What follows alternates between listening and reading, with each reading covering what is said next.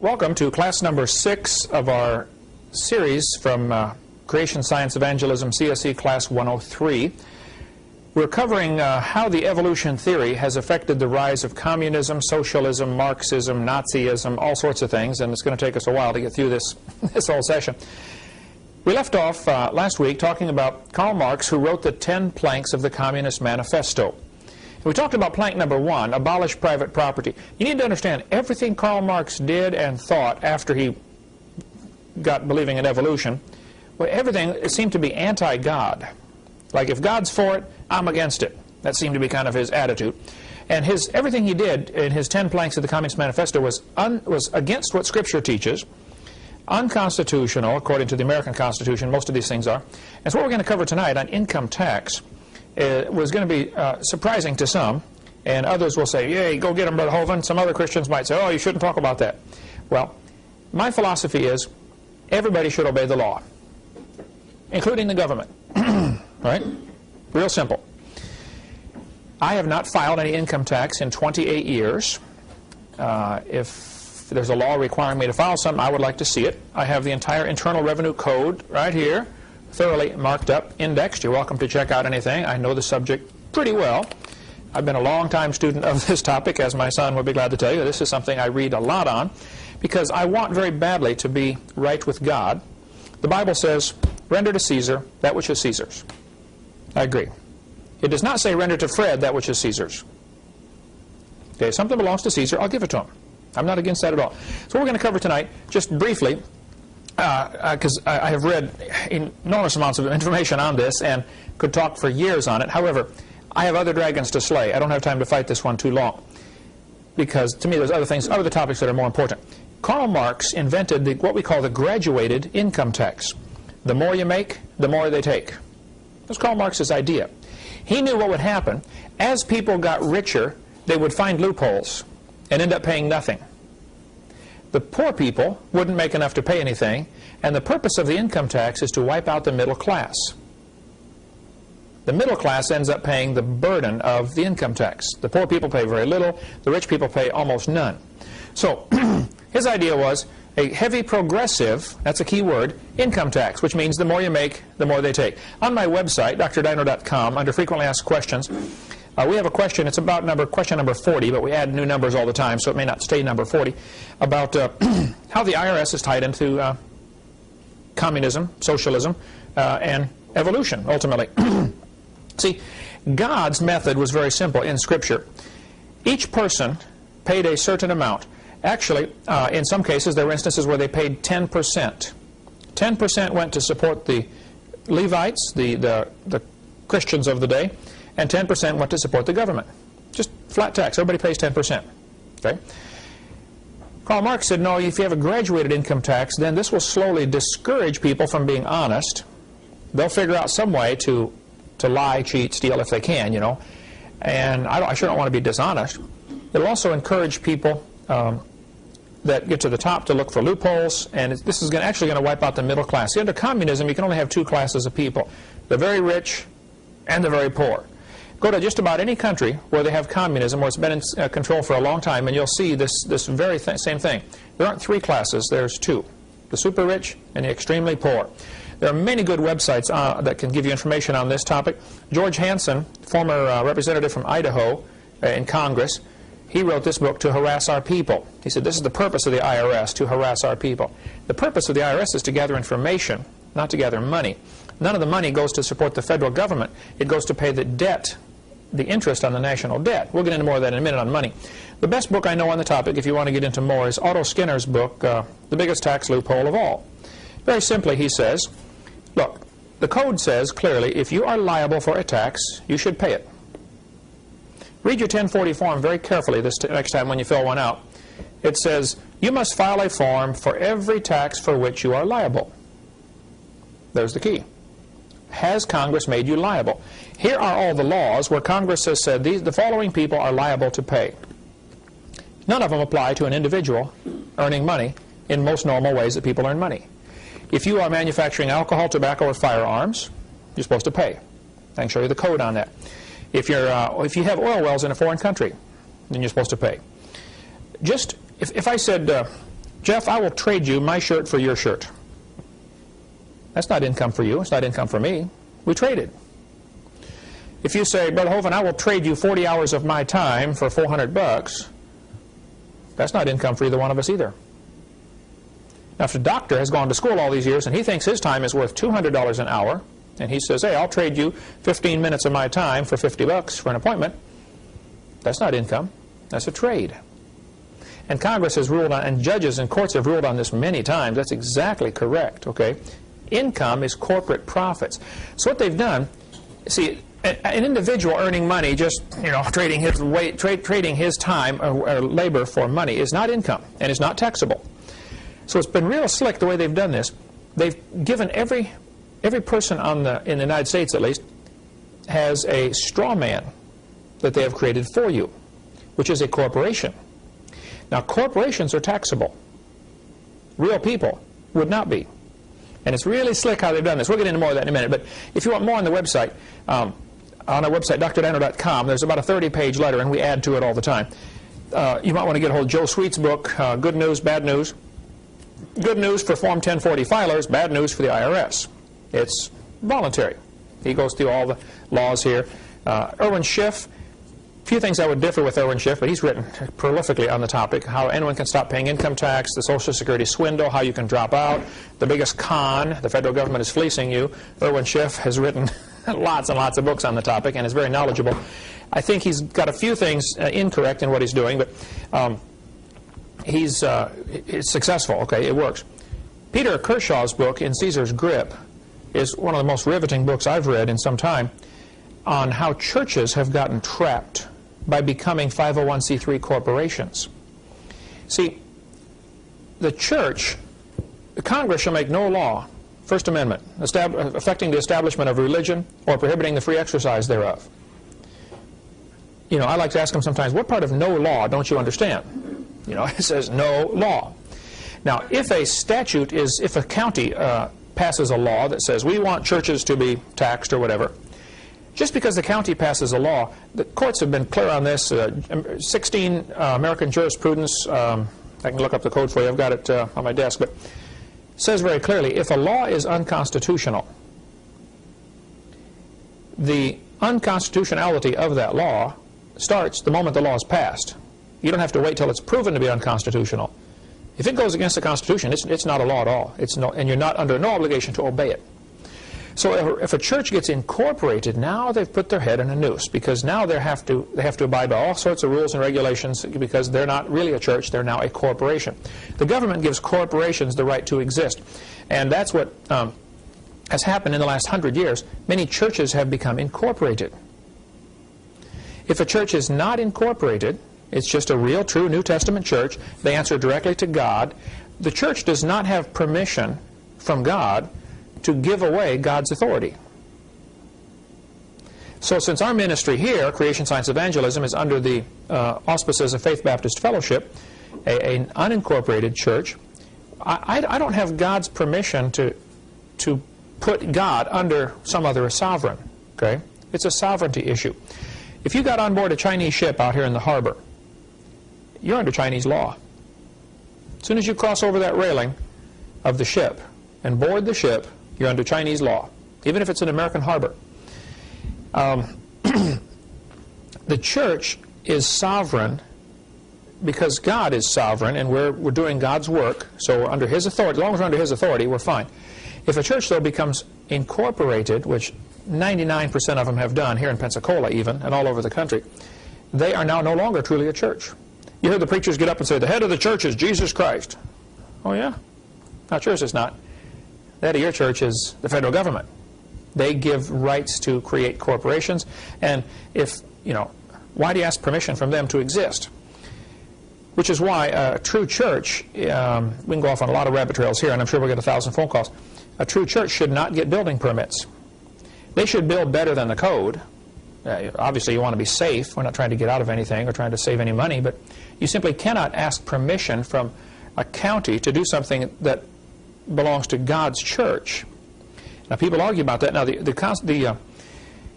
our country was started 225 years ago by people who had the attitude of, King George simply is not the authority. I mean, church is split over should we be loyal to King George or should we, do what's right.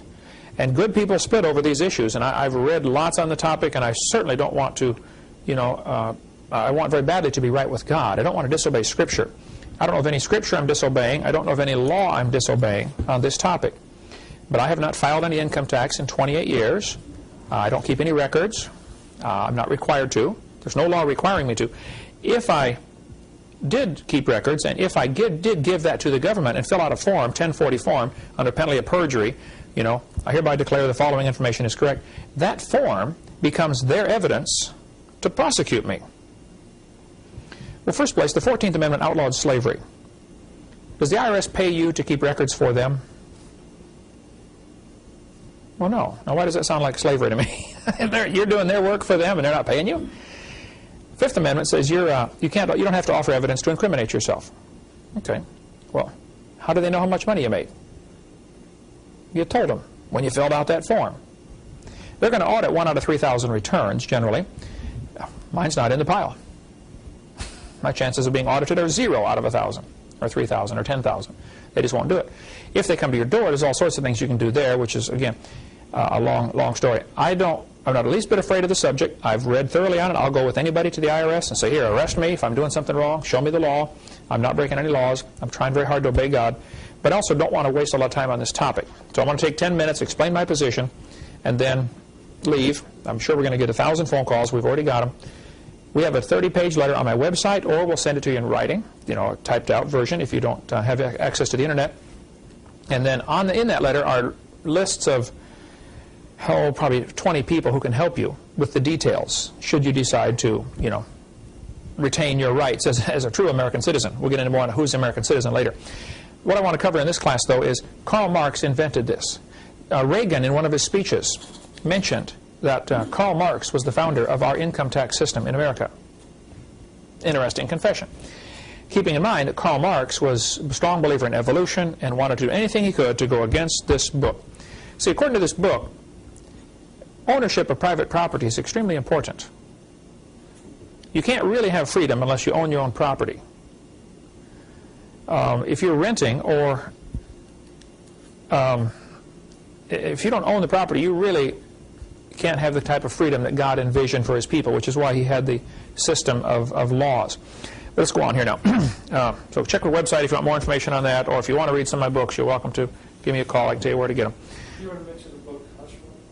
The book Hush Money is the shortened version of this book. This is an extremely thorough book dealing with churches and how they should not be incorporated and what to do if you are and how the problems that come in. And I really, really enjoyed it. Peter Kershaw lives in Branson, Missouri. He also has 2 chapters out of this book, which he's put in a little booklet form called Hush Money, which we sell. We sell both of them on our website or in our ministry there. So it's just a short version of this bigger story. Okay. Item number 3 in Karl Marx's Communist Manifesto was abolish the rights of inheritance. Item number 4 was confiscation of property rights. Item number 5 was a central bank. Now, you need to understand the history a little bit here. Back in 1800s, banking was a big problem. The Bible says very clearly that the love of money is the root of all evil. There have always been people who wanted to control the entire money supply, and with that they know they can really control the country. The central bank was created in America in 1913. This book here, The Creature from Jekyll Island, is an awesome book if you really want to get into what happened. Jekyll Island is a resort island off the coast of Georgia. A bunch of super rich gazillionaires had a secret meeting there back in 1910, 11, 12, 13, somewhere in there. And they came up with a way to control the money of America. They said, what we want is a system of banks. The banks will issue the currency. And by us issuing the money, we can control and create inflation. We can create depressions whenever we want. But we don't want the people to know what's going on. So we have to give it a name that will make it sound like it is part of the government. So they gave it a name called Federal Reserve. There's nothing federal about it, okay? It's not part of the federal government. The Federal Reserve is a private banking cartel of super rich guys who control the currency of America. It's really strange. The United States government prints these bills, costs them about 3 cents a piece to print one. They give them to the Federal Reserve. The Federal Reserve rents it back to the United States for 20 bucks plus interest.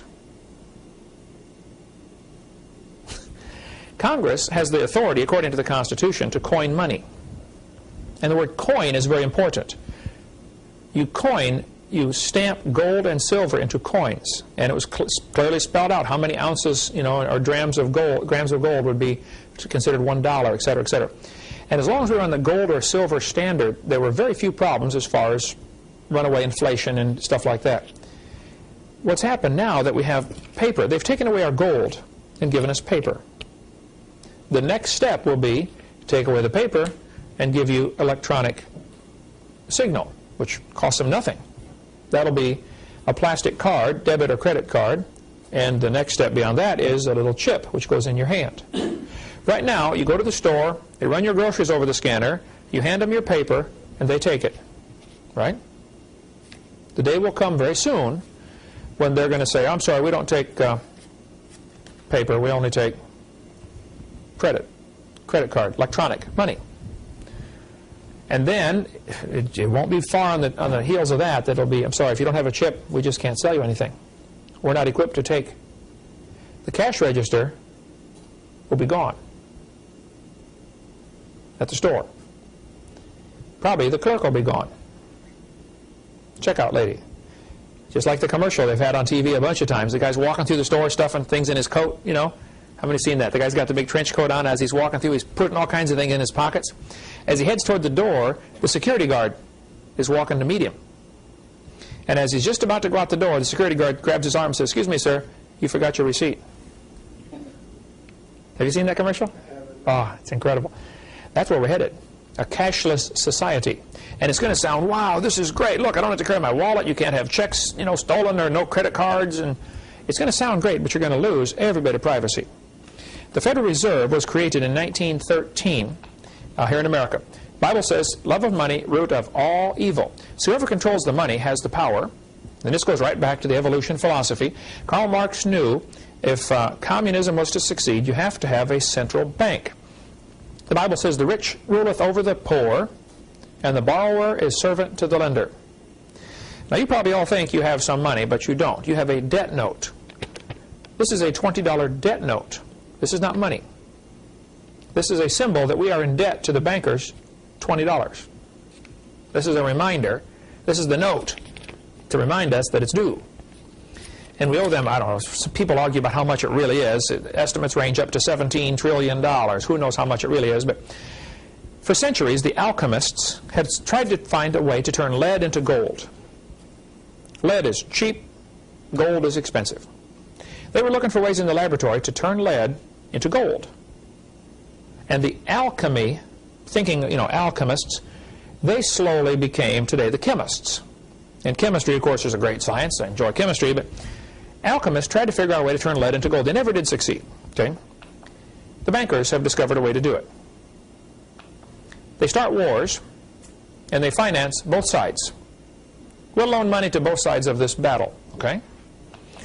When the lead stops flying, the gold rolls in as interest on the national debt. Because now both countries owe money to, guess who? The bankers. So in one sense, they don't care who wins, because they're going to collect interest either way. Sometimes they try to control and make the right side win so that they'll make sure they get the interest out of both sides. During World War II, U.S. debt rose nearly 600%. Japanese debt rose 1,348% during the war. French debt rose almost 600%. Canadian debt rose 417%. Guess who we owe this money to? These bankers. There's several families of super rich gazillionaires. They have nearly all the money in the world, and they want it all. They have most of it. Now they want the rest of it. And right now, everybody's so blinded, they think, wow, I'm doing fine. I got lots of money in the bank. No, you don't have any money in the bank. You have debt notes in the bank. I'll show you how it worked. Nehemiah said that we're in trouble because we have borrowed money We put our sons and daughters into bondage to be servants. Right now, the national debt is such that our great-great-great-great-grandchildren won't be able to pay it off. And without getting into all the, we can talk for, there's whole seminars for years and years on the topic of what is real money and, you know, how to fix the national debt problem. Lincoln decided rather than borrow money from these bankers, he would print treasury notes. See, the Congress has the authority to print or coin money. To coin money they do. So Lincoln printed these greenbacks, which have no debt attached to them. Why should we print money and then rent it from these bankers? Why doesn't Congress just print money? Why do the bankers have to be involved at all? Well, the reason they're involved is because the United States that we are dealing with here, when it says United States on here, that's not the real United States. That's the United States corporation. That's the corporate United States, not the real United States. We'll get into that in a minute here. But we traded our real money, silver and gold, for paper. Soon, those who control all this are going to make us trade the paper for plastic, and then the plastic for an embedded microchip. That's apparently the way it's going to go. The Bible prophesied in the last days, of course, you would have to receive a mark to buy or sell. The Greek word for mark, Sanders, Carl Sanders, yeah, a friend of mine from Arkansas, he helped invent the little microchip, and now he's a Christian. He travels all over and speaks against, you know, what's happening, warning people what's going on. Dean Martin here in Pensacola has quite a seminar on the microchip and really stays up to date on what's happening. You want to go in my office and get those microchips, Eric? If you sit at my desk on the right-hand side, I think they're taped on the side of my desk on the upper part. Bring a couple microchips out here. I'll need those in a minute. Okay. I want you to look at this $5 Federal Reserve note. I have it in my wallet. This is from 1928. Hey, Jeff, would you get this and read this right here out loud to everybody. 1928 $5 Federal Reserve note.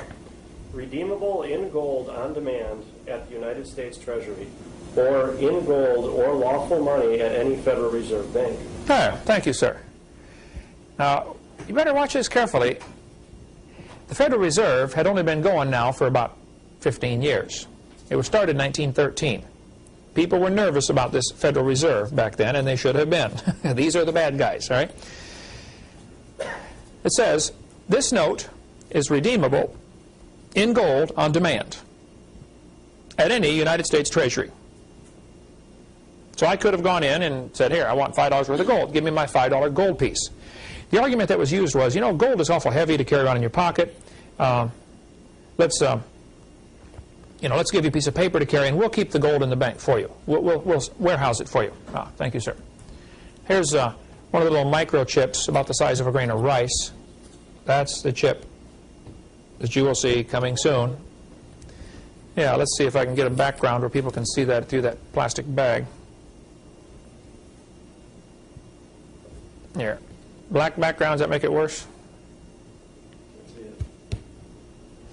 Yellow background. There we go. Little bitty chip, about the size of a grain of rice. Dean Martin came here and spoke to my staff here on the back porch, and he put one of these little chips under his arm, and he set up his laptop computer with a little sensor about the size of a pack of cigarettes plugged into the back of his computer. And he just walked past that sensor. As soon as he walked past, up on the screen of the computer came his name, address, social security number, bank account number, all of his files. The chip only holds a little alphanumeric number. It doesn't hold all this information, but it's the number. The number then triggers the computer to look up that file, and up comes everything on that person. They're getting technology better and better and better, where they can read these farther and farther away. This little card, see, Steve, do you have your military mark card? You know how much information is kept in a military mark card? You have yours there, right? Really? The military is going to be the ones that they do this to first, because they have a little more control over them. The next step, though, is make it for all the civilians. This is just a blank plastic card. I wrote Dean Martin's phone number on there, but this is actually a smart card. There's a computer chip in here. Dean, yeah, you can see the access to it on here on the mark card.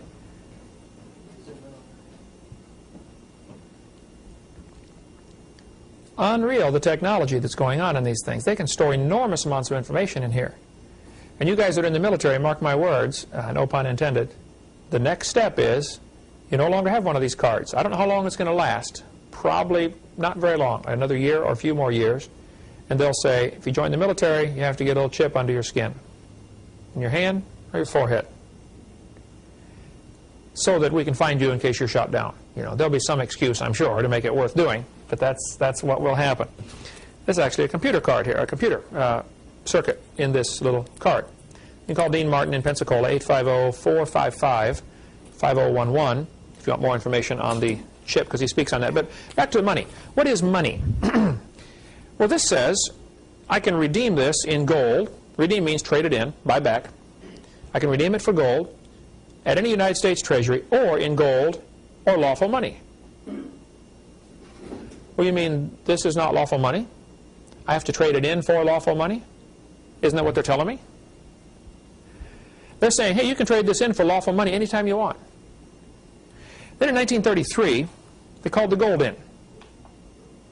March 6, 1933, Roosevelt declared to Congress that Congress of Governors that a national state of emergency existed. Who remembers what's going on in 1933 in America? Depression. The Depression was purposely caused in 1929, October 29. They purposely crashed the economy because they controlled the money through the Federal Reserve System. The Depression was deliberately engineered. Then, when people had suffered for a few years, they said, boy, have we got a deal for you. We've got the solution to your problems. Everybody come down and get a little number called a Social Security number. That's when it was introduced, during the Depression. Otherwise, people would have never got taken a number. By the way, Social Security is also voluntary. Okay? And I'll get 1,000 calls for that. Just read my website, please. It explains it all on there. He declared to the governors, he said, fellas, we have a state of emergency. The economy is falling apart.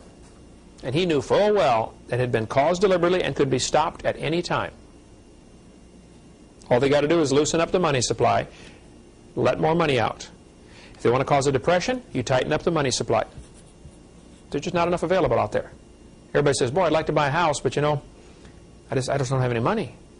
Pretty soon all the hardware stores, well, nobody's buying stuff anymore. Lumber companies, well, nobody's buying our lumber, and it just trickles down very quickly and crashes the economy.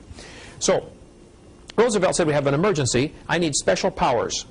I would like you governors to go back to your people and tell them that I need to have the authority to issue executive orders to fight war. See, during wartime, the Constitution is suspended, and the President can issue an executive order. How many have heard of executive orders before? Been quite a few of those flying out of the White House the last 10 years, haven't there?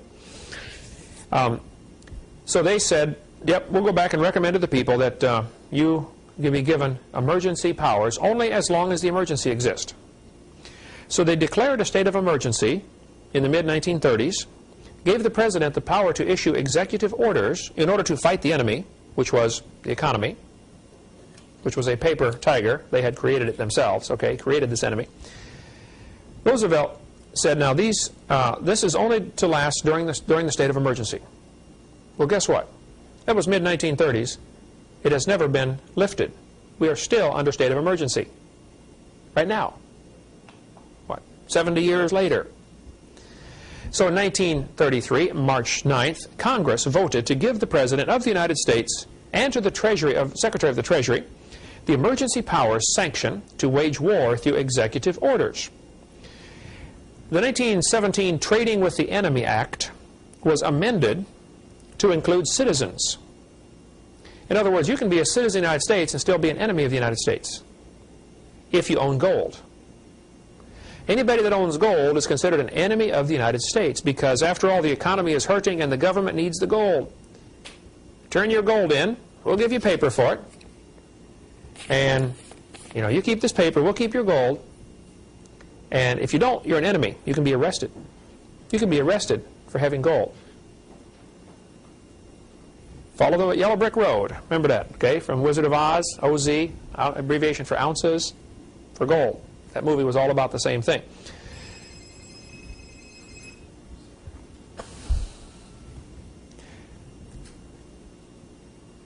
So they declared the people enemies of the state if they owned gold. Now, here we have a Federal Reserve note from 1934. Let's see, Jeff, would you like to read what that says to us here?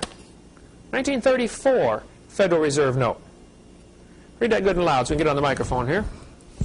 This note is legal tender for all debts, public and private, and is redeemable in lawful money at the United States Treasury or at any Federal Reserve Bank. There we go. Thank you, sir. Notice it no longer says I can trade it in for gold. Did you catch that? 1928, you could trade it in for gold or lawful money. Now they just say you can trade it in for lawful money. Well, I'm still a little confused here. What is lawful money? If this isn't it, what can I trade it in for?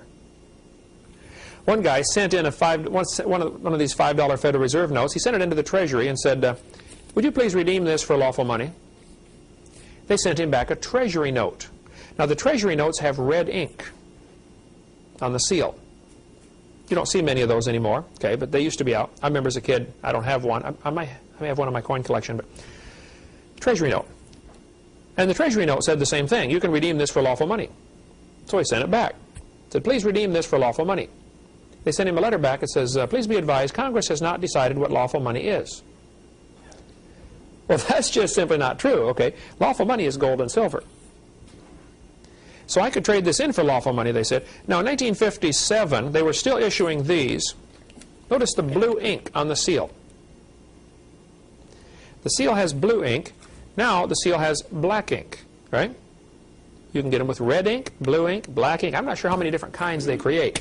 This one is called a silver certificate. You can redeem this for $1 worth of silver.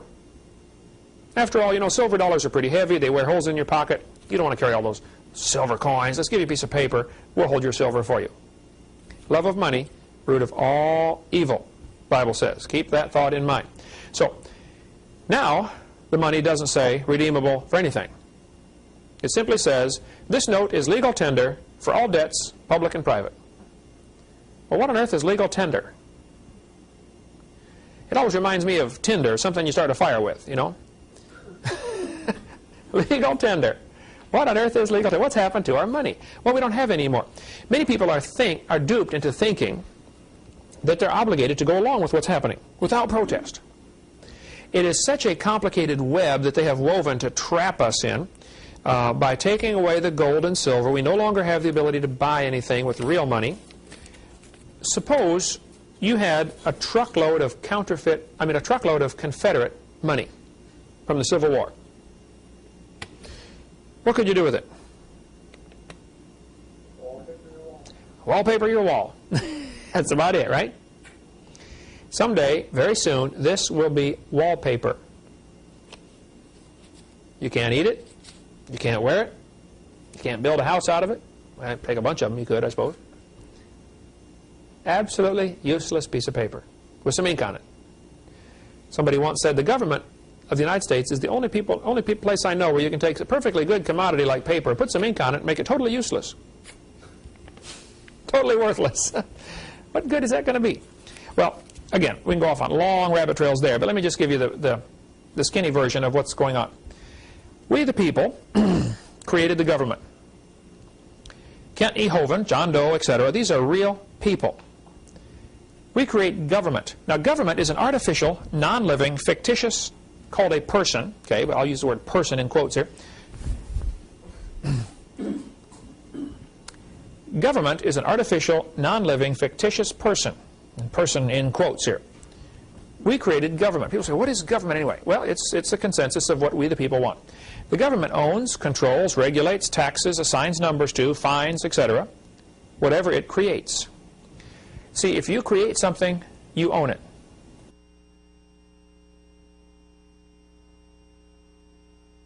Let's continue now with some more of our politically incorrect information from this class. Actually, it's politically correct. Everybody else, it's incorrect. Here's the basic principle. Whatever you create, you own it. You control it. It's the principle of ownership, okay?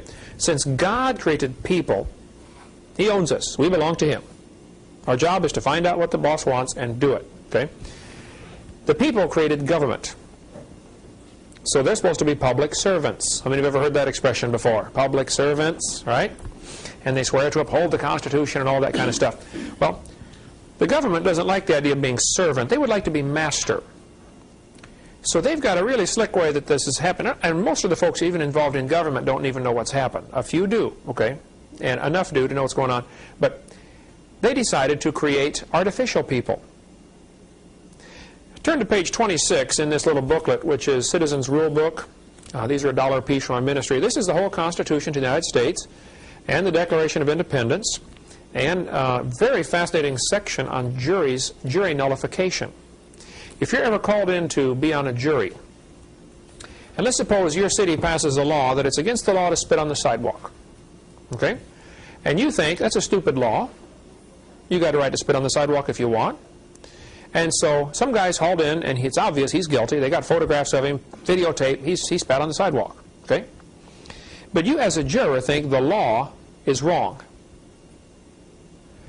After the court case, you sit there, you listen to everybody, give all their arguments. It's obvious, yep, the guy spit on the sidewalk. No question, he broke the law. However, the law is no good. All you do as a juror is vote not guilty. Now, it's obvious he's guilty of breaking the law, but the law is not constitutional or not good. So you simply vote not guilty. Your not guilty vote can nullify a bad law. Very few jurors know this, but this is fascinating reading, the section on jury nullification. You might want to read that in case you ever get on a jury. Page 26. Let's see, Jan, English teacher for how long? How long have you been teaching English, Jan? 86. A while, right? Okay. Would you look at the title on page 26? This is the Declaration of Independence, okay? The unanimous declaration of the 13 United States of America. Now, as an English teacher, what do you see with that? 13. Well, it's more now, but notice the word united is not capitalized. You see that? States is capitalized. See, states are sovereign. The fact that they united is just an adjective describing what they did. Okay? Or, yeah. The united is not capitalized. This is a critical issue here now. The real United States is with a small u, capital S. Here's how we got tricked in the last 70 years, okay? God created people. People created governments based on God's laws. America was founded on the laws that came from God, okay?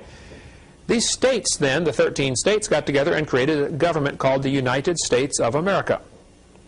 And they gave that government authority over a small section called Washington, D.C., the District of Columbia, 10 miles by 10 miles in Maryland, Virginia. The Virginia side, during the Civil War, went with the South. So we lost half of the ground that the capital was supposed to be on. And I think it was Robert E. Lee's home was right there. And so during the war, they took thousands and thousands of Yankee soldiers that were killed and buried them in Robert E. Lee's front yard. Turned it into a graveyard. The cemetery is still there today. What's the name of it? Arlington Cemetery. Robert E. Lee's front yard. Just so he wouldn't want to live there anymore. You know, thousands of Yankee soldiers in his front yard. Long story behind that too. Anyway, the United States of America is supposed to be the servant to the states. They have no jurisdiction in the states without the state's permission. Now, the average county sheriff doesn't understand this. Some do, okay? But the federal government is not allowed to do anything without the county sheriff's permission. The sheriff of the county is boss, okay? And in Wyoming, there's numerous counties where they have told the federal government, do not come into our county. This happens all over the United States. There are sheriffs who say, you federal government, IRS agents, don't come in our county. You come to us first. You don't seize anybody's property. You don't take away anybody's car. You don't do nothing without our permission. That's why they always get the county sheriff involved, okay? The county sheriff can say, no, I don't want any federal agents at all in my jurisdiction. Stay out. He could keep the FBI out. The county sheriff could. It's funny because you see all these movies where... Yeah, I'm FBI. I'm taking over here. Yeah. Oh, boy, I know. We've all been conditioned up here. Okay. Now I have a red line on my drawing on purpose here because this is a mirror. We're going to go through a mirror now because the United States went bankrupt in the early 30s. The bankers who control the money love of money, root of all evil, said, look, fellas, you're bankrupt. We're calling in the note. We are taking over, and we don't want the people to panic. Everybody's worried now because of the depression, you know, times are pretty hard, so they're kind of busy thinking of other things, so they probably won't notice what's going on anyway. We're going to create a new corporation, and we're going to name it United States. But now it's all capital letters. And everybody thinks they're still in the same place.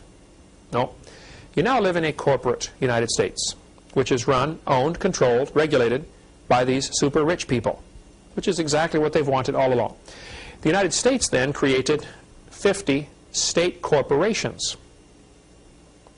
Big difference here. There are two Floridas, State of Florida and Florida State. One is the real estate of Florida. The other, which happens to have the same boundaries, is the corporate Florida State. Same geographic boundaries, okay? People have argued that in many, many states, the boundaries of the corporate state was never defined. And so there's a whole argument there. You can chase that rabbit a long ways down the trail if you'd like. But FL, capital F, capital L, is the abbreviation for the corporate Florida. FLA is the abbreviation for the real Florida. It can be whichever one you'd like, okay? These rich folks also, as part of the master plan, created a person for each of the people. See, God created people, so He owns them. The government created persons, so they own them. The person they create is called a straw man.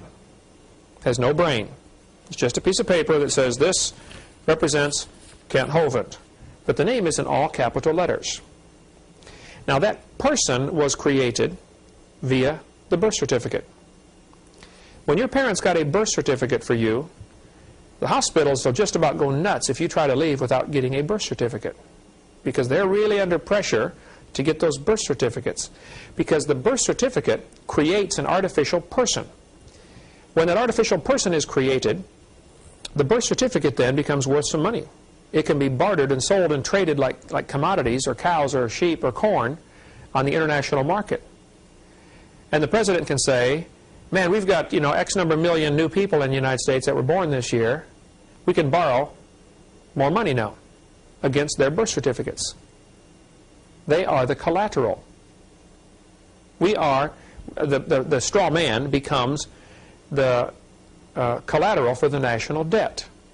So the bankers say, yes, we will loan you more money, but we want these birth certificates because we want to own and control these persons, and we will then collect taxes off of them. The average person is probably going to pay a certain amount of money per lifetime, and so they do an average. What's this birth certificate worth? This person is probably worth, so many $100,000 to us. And so they will loan money based on how many birth certificates they can get. Birth certificate is unnecessary to obtain, and you should not get one for your children when they're born. You can register the birth. You can notify them this child was born, but you don't need to get a birth certificate. Okay, so let's follow the yellow brick road here. God creates people. People create state government. State governments created the United States of America. Small u, capital S. Big difference here. The United States was created, which is the corporate United States. And very few people realize there's a vast difference between the two, okay? They created states. The states created persons. Up above the line, which represents a mirror, how many remember Through the Looking Glass? Or Dorothy? Not Dorothy. Who was the one? Alice in Wonderland. Went through the looking glass. There's all symbolic stuff here, okay? Above the line is Kansas. This is the real world. Below the line is Oz. Remember when Dorothy got out of the house, she said, we're not in Kansas anymore. Well, and after about 1935 or 36 in America, we're not in Kansas anymore, folks. Now we're in Oz. Now, in Oz, Dorothy met several interesting people. First place, she had, in the book, she had silver slippers. In the movie, she had ruby slippers, okay? She followed the yellow brick road, representing gold. Just the name of the city, Oz, is gold. Ounces, O-Z. Okay, they spelled it out for us. Gold. In this, there were some people she dealt with. There was a straw man. No brain. That represents the artificial person created by you, by the government for you, with your name on it, but the name's in all capital letters. Very important.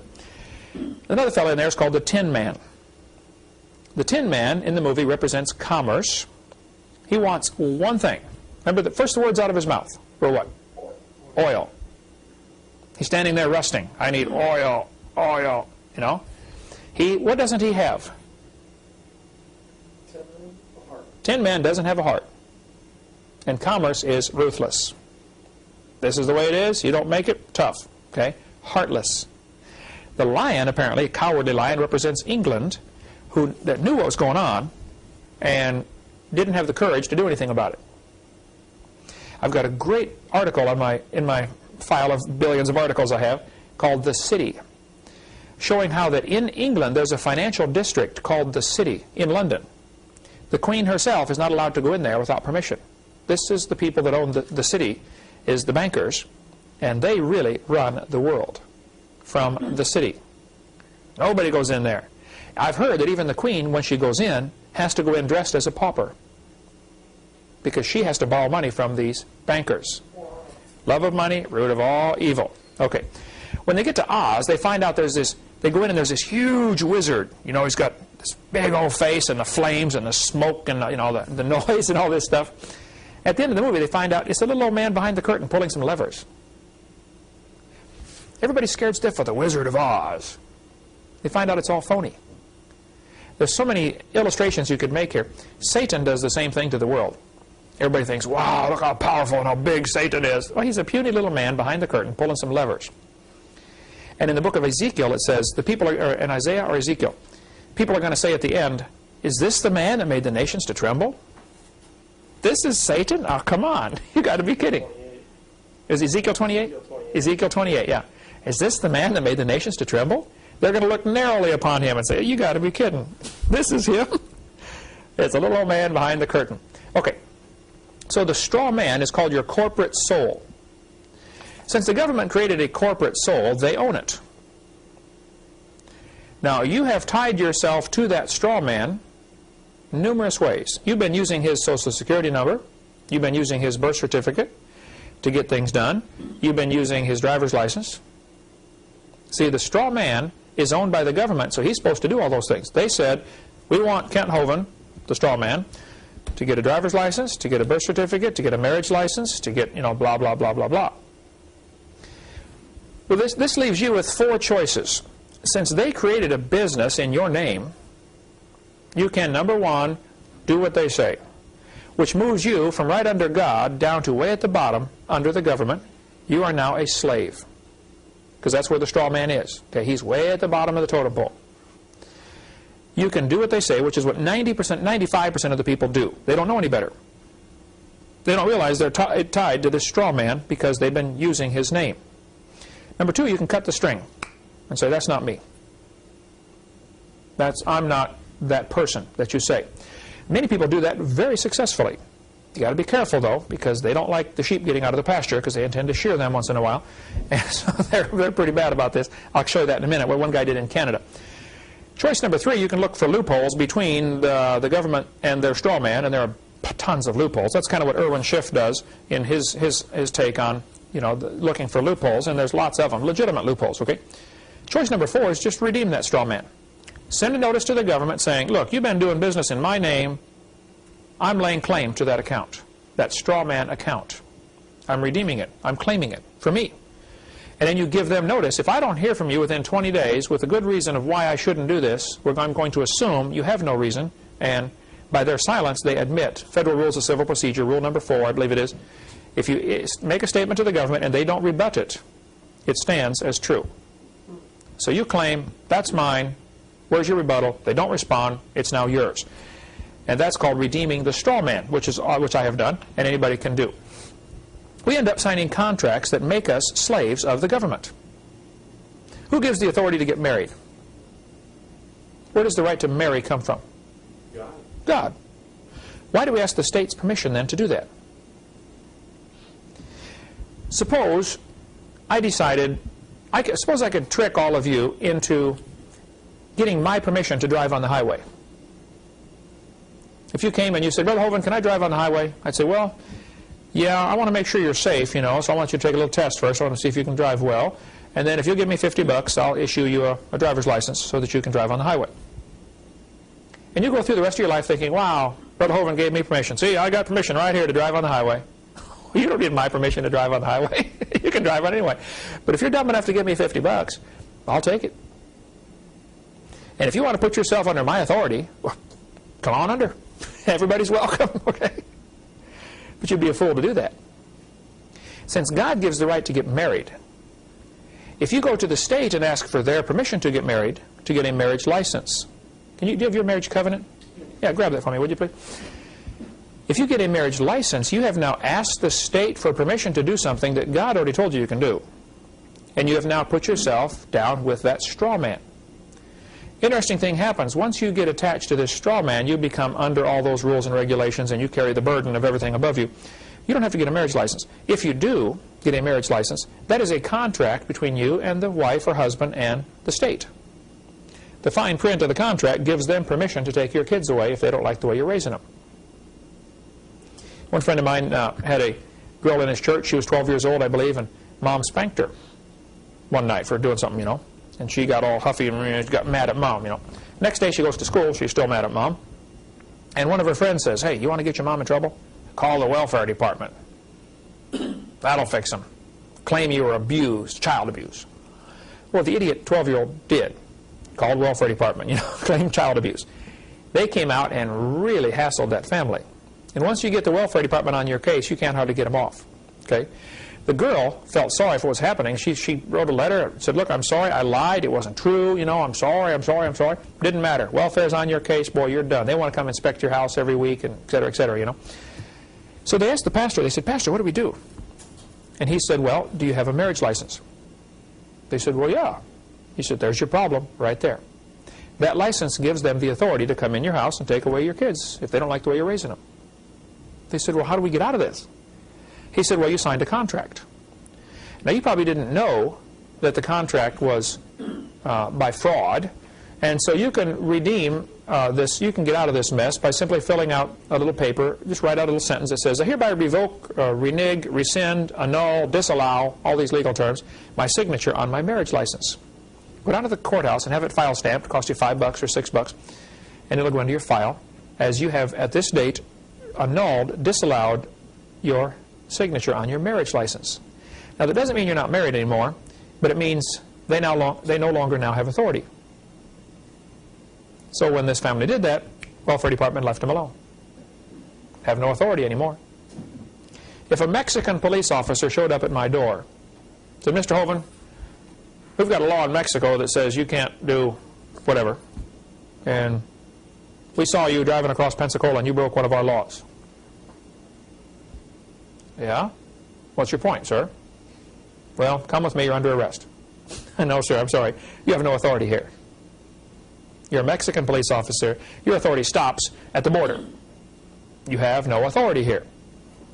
That was the big deal during moonshine days. They would run for the county line to get away from the revenuers because he had only had authority in a certain area.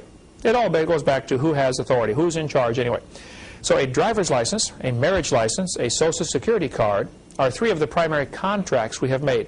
Now, if you want to get out of those contracts, simple to do. Okay, Pastor Mooneyhan, who is the pastor of the church that our ministry is under, has called a freedom package. Yeah, that's his phone number right there. It's like $50 for the freedom package. If you want to get it, it's 352-498-0384. And he can give you this freedom package of what forms to fill out and get you out of all these contracts you've gotten yourself into that you did not realize you got yourself into. So that might be something you would want to consider. And he can help you with all the details. I don't have time to mess with it. All right? I'm not afraid of the subject. I just don't have time to mess with it. Okay. Bruce, a friend of mine up in Canada, this is a letter he wrote. It's on my website. Jeff, at the last couple pages of that article you have there, that's the article off my website, but is this letter, okay? Bruce in Canada decided, you know, God gave me the authority to drive. Why do I need the Canadian government's permission? And he got to studying this straw man issue and said, look, they created a straw man and they regulate him, but they don't regulate me. I'm a natural born citizen. Here's a letter that he wrote. I've got them all on my website. It's fascinating. He says, "Hi, folks. I went to court this morning, driven by a good friend, Don Scully. I really didn't know what to expect and had determined not to argue for my rights. But if need be, to simply state from Scripture why I could not any longer accept and acknowledge a fictitious driver's license in the name of a fictitious legal person." The straw man. Number 2, be surety for the debts of others, contrary to Proverbs, by having auto insurance policy. Because you are now surety for somebody else's debts. That's the way he felt about it. Number 3, anyway, bottom line is he gave up his driver's license, his license plates, and his insurance. Sent them to the government. Said, "I'm sorry, I got these by fraud. I didn't realize this is for an artificial person. It's not for me." Sure enough, he got stopped. Given tickets, no driver's license, no license plates, etc. Here's the letter. Let's go on here. To be honest with you, I went to court with very little faith and anticipated that the judge would not listen to what I had to say and would probably levy the fines. The minimum fine for the insurance charge was $5,000. So I expected I'd probably have to go to jail, as I simply don't have money like that.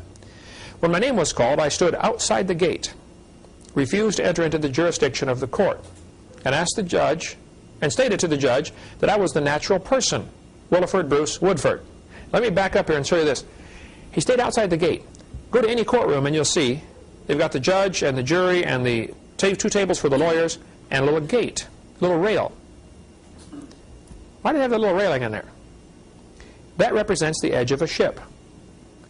When you cross over that railing, you have entered the judge's martial military law, maritime law. So if you don't go inside that gate, they have no jurisdiction over you. So he stayed outside the gate. Very wise. He stood up. He said, "Judge, I'm a natural person, Bruce Woodford, or Wilford Bruce Woodford." And that it was my understanding that all the 3 defendants in the case before him, failure to surrender a driver's license, driving without a valid permit, and driving without insurance, were legal persons with which I have nothing to do. At that point, the judge motioned with his finger for me to step forward so I can hear you better. Yeah, right. He wants to get him inside that gate.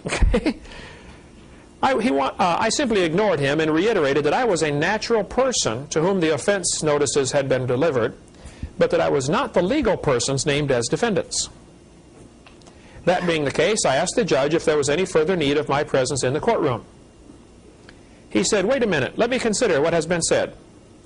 He was silent for some time and fingered through the papers before him. Then he spoke about this legal person I had referred to. He read the 3 charges and asked me if I was not the one who was alleged to have committed these offenses. Again, I replied that I was a natural person and that the Dictionary of Canadian Law clearly distinguishes between natural persons and legal persons. At that point, he said, "If you are sure you are not the person to whom named in these charges, you are free to leave. But," he continued, "I have 2 options before me. If you are the person named, your driver's license will be suspended." To which I responded, "Sir, I have no driver's license." Number 2, I can order the police officer who laid these charges to arrest the person against whom these charges were laid.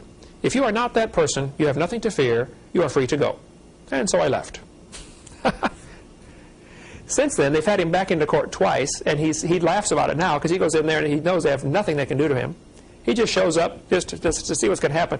All of his letters back and forth between the judges are on my website and at the end of that article, if you want to get that. Okay, that's Bruce Woodford. Anyway, he has taken the approach of, look, that ain't me. That's a straw man. That doesn't apply to me. Okay. If the term United States is written out with both capital letters, that is referring to the federal entity defined by Article 1, Section 8 of the Constitution. This is Washington, D.C. So, if somebody says, "Are you a citizen of the United States?" and you sign yes under penalty of perjury, you're claiming you live in Washington, D.C. Now, Washington, D.C. is not one of the 50 states. They are under a very different set of rules and regulations. They could pass any rules they wanted in Washington, D.C. So if you're claiming you live in Washington, D.C. under penalty of perjury, well, then they're going to assume the law applies to you. If a Mexican police officer showed up at my door and said, "Mr. Hovind, are you a Mexican citizen?" Or he put a paper in front of me and says, sign this to swear you're a Mexican citizen and you will abide by the Mexican laws. Well, if I'm dumb enough to sign that paper, yes, under penalty of perjury, okay, I just put myself under Mexican law. And if you sign a paper under penalty of perjury that, yes, I'm a citizen of capital U, capital S, you just put yourself in Washington, D.C. I don't live in Washington, D.C. I don't even like to go to the place, okay? I sure don't want to live there. And I definitely don't want to be a citizen of it, okay? If it is small u, capital S, now that's one of the 50 states. I fly all over the world. I've been to 26 countries doing my seminars on creation, and more coming. Invariably, I get on the airplane, I'm flying over to the country, and they say, you got to fill out this paper to get in, you know. And invariably on that paper it says, are you a citizen of the United States? And it's capital U, capital S. So I simply take out my pen, cross out the capital U, write in the small u, and I add the words of America. Small u, United States of America. And sign it, yes, I'm a citizen of that, sure. The average guy looking at these forms, he doesn't catch what I did, I'm sure. But I don't want to claim to be a citizen of Washington, D.C. For one thing, I'm not. And if I did, I'd be under all sorts of rules that I don't want to be under. I got enough rules to obey, okay? I got enough rules right here to obey that I'm not doing all of those. I sure don't want to be under their laws. So United States citizens are actually citizens of the District of Columbia, if it's capital U, capital S. Now, if it's all capital letters, this is referring to the Philippines. See, they've tricked us by using certain words. Suppose I wrote out a document, and I said, at the very beginning, I said, in this document, the word up means down. I could do that, couldn't I? Then I can write a big, long story, and every time I say the word up, it really means down, right? At the beginning of the IRS code, it says, United States means District of Columbia. And then all the rest of this stuff is for them. It's not for me. Unless I claim to live there. Oh, now it applies to me. So they're going to trap you. Somehow, they're going to try to trap you into being part of Washington, D.C., because that's what this applies to. If you want to live in Washington, D.C., or be subject to their laws, enjoy yourself. I don't want to be subject to those laws. If it's just United States, that's talking about the District of Columbia. It can be written several different ways. Capital U, capital S, or all capital letters means the same thing. It's District of Columbia. So the rich men, and the Bible talks a lot about the woe go to ye rich men, weep and howl for the miseries that shall come upon you. You know, the love of money, root of all evil. The Bible talks a lot about that. Okay? They trick people into getting a Social Security number in order to get benefits from the government. They created a crisis. This is the technique they've used for centuries. Create a crisis so that you can accomplish some particular goal. Remember, Nero wanted to get rid of the Christians. So, set the city on fire. Burned Rome down and blamed it on the Christians. Hitler wanted gun control. Yeah. Hitler wanted gun control, so he blew up the Reichstag, the federal building of the German government. Blew it up. Said, wow, look, terrorist attack. We need more gun control. The militias were growing like crazy in America after what happened at Waco. And they had gun control legislation that was stalled in Congress. People were scared of their government, and rightfully so. And they're trying to get more gun control regulation passed. And so the federal government blew up Oklahoma City Mirror Building to blame it on the militia. If you watch my video number 5, we've got a whole bunch of footage on there from the news footage. Right after, have you seen that, haven't you, Eric? Right after the bombing, for the next few hours, the cameramen are swarming all over the place, and they say, we can't go in the building yet. They just brought out bomb number 3. Oh, folks, they just discovered another bomb, unexploded. That news footage, I've got it all, okay? Telling about the bombs they were bringing out of the building that had not exploded. Now, who got blamed for that? Timothy McVeigh with a truck bomb in the street. First place, anybody knows anything about explosives will tell you there's no way a truck bomb is going to shear the pillars off. You might blow the walls out, blow the walls out or break all the windows, but you don't cut the pillars off. The people who blow up buildings for a living, have a hard time. They got to very carefully engineer, put the explosive right on the pillar. They drill a bunch of holes in the pillar, put the explosives in just the right place, to cut that thing off. After the building was blown up, it wasn't very long. The rest of the building was demolished. You don't ever destroy evidence at a crime scene. All of this rubble is hauled off to a dump, and an armed guard is posted on the dump. Well, why do you need a guard at dump, sir? They're afraid somebody might dig up that garbage and find out the pillars were sheared off by C4 plastic explosives, and that the federal government actually blew up that building for numerous reasons. It sure did get the gun control through Congress. I mean, it passed right away. All you need is a crisis to make an excuse to do some illegal activity. So the Depression was created intentionally, create the crisis, so that people will accept what you're trying to give them, a number. That's what happened. Here's a Social Security card that my wife got when she was a child. I've changed the numbers on here, okay? Notice what it says at the bottom. For Social Security and tax purposes, not for identification. Interesting. Did you know you were not allowed to use your Social Security card for identification purposes? Well, what do they always ask for now for identification purposes? Social Security number. It said not for identification. Here's the new card. Oh no, it doesn't say that anymore. The new card does not say that. But on the back of this new card, there's a number. Again, I changed the numbers on here, okay? The C123456666. This is the bank account number in Washington, D.C., where the straw man's money is kept. That's the account number. If you have a card that's been issued since 1992, it'll look like this, dark blue. Look on the back. There's your bank account number that they deal through. There's a regular account with your straw man name on it. And they're doing business in your name through this straw man account. And there's the number. What some people have done, with varying degrees of success, and I don't understand all about this, but Ernie Land does, and John D'Arcy does, and their names are listed in that article right there. They sent in a notice and said, look, that straw man belongs to me. I claim it. The government doesn't respond, and so for the rest of their life, if they ever get a bill from the government, they pay it through their straw man account. Suppose the government gives you a ticket for speeding. Well, the Constitution says, you can't be, your property cannot be taken away without due process, and there has to be an injured party. Well, who did you injure by speeding? Nobody. Now, if you do injure somebody by speeding, you should pay for it according to Scripture. Okay? If you hurt somebody, you make it good. So you might want to think about that. But the fact is, you didn't injure anybody. So you get stopped, they give you a ticket, $50. And you're such a nice guy. You say, listen, Bible says if someone compels you to go a mile, go 2. If he asks for your coat, give him your cloak also. You asked for $50. You take the ticket, you write right across the face. We've got a stamp that we use for this, or no, an overlay we put, and we copy it to the copy machine. It says, accepted for value. And I write in the amount, okay? I accept this $50, this $50 ticket you just gave me, and I'm going to give you $300 out of my straw man account.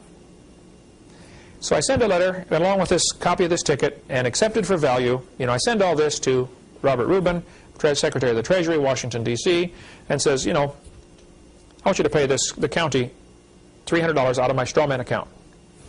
Well, Robert Rubin now has a problem because their books won't balance. The ticket's only for $50.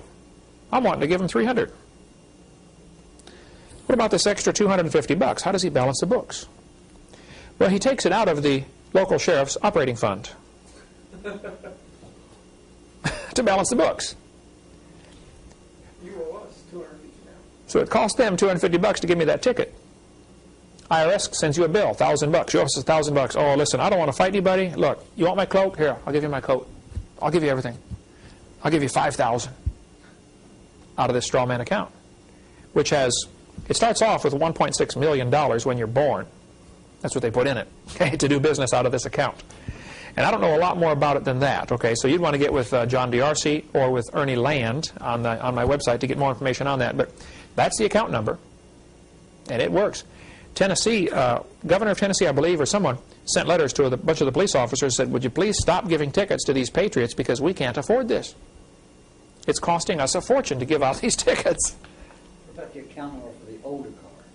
I don't know. I don't know where that is or was. You can get a new card, though. Yeah, walk in and get a new card. Anybody can. They'll give it to you. Okay? New ones don't say that. Okay? The account number for your debt account is on the back. People say you have to have a Social Security number. No, you don't. I do everything without a Social Security number. Go to the post office, pick up this form to get drafted. Selective service, you know. Look what it says in yellow. Block 3. If you have a Social Security number Social Security account number, it is mandatory that you include this information. If you don't have one, leave this block blank. Well, no. What does that tell me? I don't have to have one? Wouldn't you assume that's what it's saying? Certainly. Do you have to sign up for selective service? I don't know if you have to sign up for selective service or not. You can if you want to. But that's a good question. Probably Ernie would know that, or John DRC would know that. You know, those guys are up on all. That's a little out of my field of expertise, but I like studying about it. It's fascinating, you know. But they're much more knowledgeable on the topic than I am. Taco Bell was sued because they refused to hire a kid because he would not divulge his Social Security number. He said, that's private information. It's none of your business what my Social Security number is. According to the law, you are only required to give your Social Security number if you are applying for Social Security benefits. Nobody else is allowed to demand that from you. Now, if a bank won't open a bank account, the Amish don't even have Social Security numbers.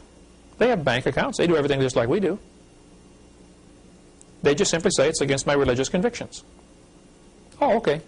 Open the account. You can sue a bank for discriminating against you if they refuse to open it. It has to be a non-interest bearing checking account, okay? Because the banks are tied in with the Federal Reserve. It all works together. If you want to put your money in their bank and earn interest on it, well, then you better play by their game. But as long as you're not earning interest, you just want them to hold your money for you because you don't want to keep it under the mattress. You're afraid somebody might break into the house, okay?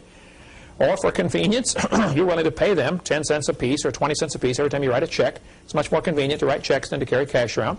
Perfectly fine. But if they demand a number of you before they do that, you can sue them. Now, most people don't know this, and most people don't want to go through the hassle, and so they just go get a number. But it is totally voluntary. If you want to get out of a Social Security card, get out of a Social Security contract, check my website. It's now question number 40, but the number changes all the time. FAQ on my website. That's that paper you have there in front of you. It tells a little bit about Social Security. So the Federal Reserve, if you want to know more about the Federal Reserve and what happened, this is an excellent book to read. Bill Still. Do we have this book in our... It's $15 or something. There's his phone number. I believe he's in Oklahoma. If you really want to get a clear picture of what the Federal Reserve is, it's not federal, any more than Federal Express is federal. Okay, it's a private bunch of bankers that control our currency, and our Congress and Senate and President is scared stiff of the Federal Reserve. They run the show. Okay? This is We have to be scared of the Federal Reserve. We have to be careful because you're dealing with a beast, the Federal Reserve. I don't think you need to be scared. If you have redeemed the straw man, You have nothing to worry about. well, yeah, that really helps because now you have laid claim. Remember the movie The Matrix? Yeah. You know, you want the red pill or the blue pill. Some people are better off just taking the blue pill and go back to bed. If you want the red pill and you really want to understand what's going on, you probably, I'll show you The Matrix. You might want to study some of these books to comprehend what's going on, because we have been trapped, okay? Just absolutely duped. You can't even pay bills anymore. You can't discharge a debt because you're giving them Federal Reserve notes. You're not paying cash for it. You're paying a note. So no debts have been paid unless you bought it with silver or gold since 1935 or 6, whenever they did that. Khrushchev used to brag that he got all of his secrets from Rockefeller. Rockefeller started the CIA, which is from Russia you got the KGB, same thing. Right? CIA is the American KGB. Rockefeller started that. They took our gold, gave us paper. Next they're going to take away the paper, give us plastic, and then they'll take away the plastic and give us a mark in the hand. This spring, in Pensacola, money will not be accepted. You want to go get a Coke, hamburger? Doesn't matter. You have to have a debit card. PCC's done that for a couple of years now, haven't they? It works great. It's a good system in many ways, but this is all forerunner to the mark of the beast type stuff. You want to get information on the mark of the beast, the little microchip and all that stuff? Carl Sanders is one of the guys who invented it. He travels all over and speaks on the topic. He's been here. We videotaped quite a bit of information with Carl Sanders. Great godly man. There's his email is shofar, SHO-PHAR, at trumpetmin.org. Trumpet Ministries is what he calls his organization, up in Leslie, Arkansas. Dean Martin here in Pensacola, good friend of ours, has lots of information on that. Terry Cook wrote this book here, The Mark of the New World Order. Gary Fry in North Carolina is a good friend of mine, has lots of information on this Mark of the Beast microchip type stuff if you want to get more on that. Okay, next week we'll finish up talking about money, Mondex Corporation, how it all ties in, and then try to finish with the Communist Manifesto and go on to how this is all part of a bigger plan for Satan to have a one world government, a new world order.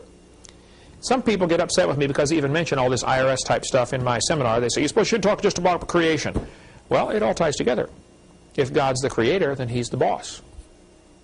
Now, if you want to give yourself to become a straw man underneath, and you don't want to be under God, well, you do whatever you want. Okay? But I want to be a sovereign citizen under God. I'm not lawless. I think everybody should obey the law. I'm trying real hard to understand it and obey it. And if they tell me United States means Washington, D.C., and then they go on for 4,000 pages talking about what you're supposed to do, I don't care. It's not me. If you want to be there, well, fine, enjoy yourself, Good luck understanding it. That thing ought to be void for vagueness, A lot of people have declared that. Anyway, we'll cover more on that next week. Thank you.